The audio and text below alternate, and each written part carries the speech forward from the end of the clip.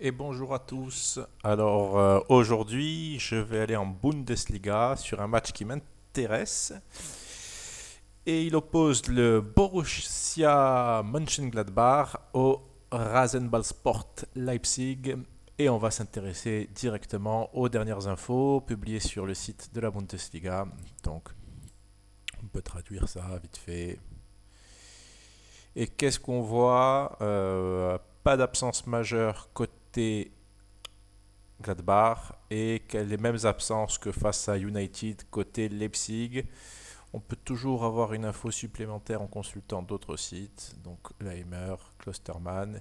Et pour Gladbach, est-ce qu'il va m'apparaître ou est-ce que je l'ai passé? Je l'ai passé, on remonte. Pareil, Andreas Poulsen absent. Donc déjà, au niveau des absences, rien de particulier à signaler. Après, il y a un facteur à prendre en compte. Le Leipzig a joué hier contre United avec une équipe type, bien entendu, parce qu'on était en Champions League.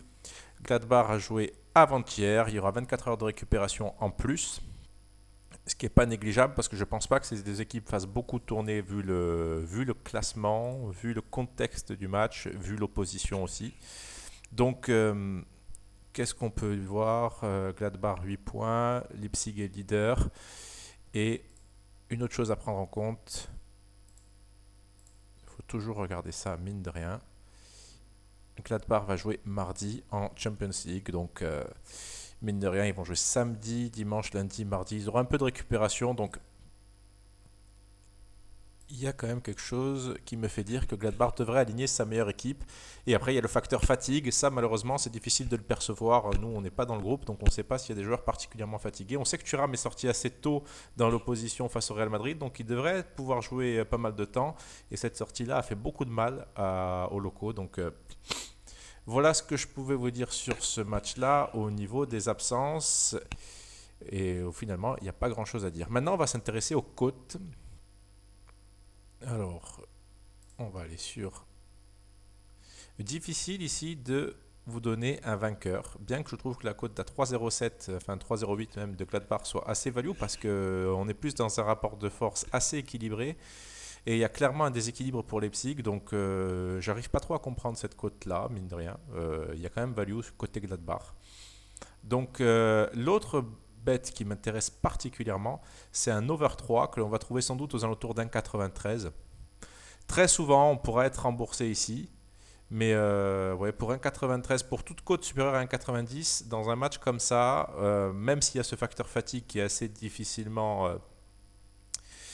comment dire, quantifiable, hein, on ne sait pas trop comment vont réagir ces deux équipes-là, mais cela dit, il faut s'intéresser à la cote et à la cote pure. On va quand même regarder une chose, si je l'ai sous les yeux ou pas. Bon, ça ne va pas me donner une grosse indication. J'ai envie de voir un peu les résultats passés entre ces deux équipes. Hop, 2-2, 1-3, 1-2, 2-0 pour Leipzig en 2018 et là en 2018. Bon, l'an dernier, l'over serait passé quasiment 100% du temps et en 2018, bon, en 2018, c'était pas non plus les mêmes équipes pour Gladbach. Hein. Je crois pas que Plea et Thuram étaient dans les clubs. Peut-être Thuram, mais pas voilà, peut-être Plea, mais pas Thuram. Donc mine de rien, il y a quand même un joueur en plus majeur côté Gladbach et normalement, si on regarde l'an dernier, on devrait voir Thuram au moins quelque part, à part peut-être qu'il était blessé sur ce match-là, non. Mais sur celui-ci, ne me fait pas mentir, il y est, voilà. Bon, bref, l'an dernier, on voit que Leipzig avait réussi à l'emporter là-bas et avait eu du mal à gagner puisqu'ils avaient fait match nul à domicile. Donc c'est sur ce match, c'est vraiment l'over qui me plaît. Pourquoi? Parce qu'un peu comme pour les mêmes raisons que face à United, Leipzig a du mal face aux attaques rapides. Alors bien entendu, Thuram et Plea ne sont pas aussi rapides que Rashford et Martial. Par contre, le style de jeu de Gladbach est un style de jeu très direct. Donc ils peuvent arriver à trouver la profondeur assez souvent. 24 heures de récupération en plus, ça veut dire peut-être un peu de fraîcheur en plus.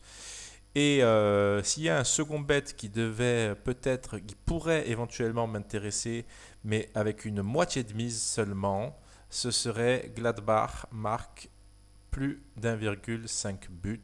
C'est bien, il apparaît pas ici, mais il apparaît sur Pinacle, vous le trouverez. Et la cote est supérieure à 2,2.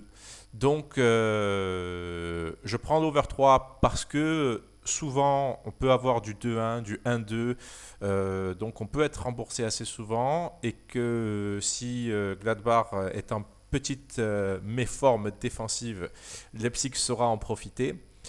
Mais l'over 1,5 de Gladbach me paraît pas mal aussi, puisque Leipzig vient de prendre un petit coup sur la tronche, mine de rien, en prenant une grosse défaite à Manchester. Dès que Rashford et Bruno Fernandes sont rentrés, ça a tout changé. Et dans l'analyse, j'avais parlé de voir des espaces et de voir Rashford ou Martial partir en profondeur. C'est exactement ce qui s'est passé hier, hein. On a vu que Rashford est parti de sa moitié de terrain et a eu des situations de face à face avec un penalty en plus. Donc voilà ce que je pouvais vous dire sur ce match-là.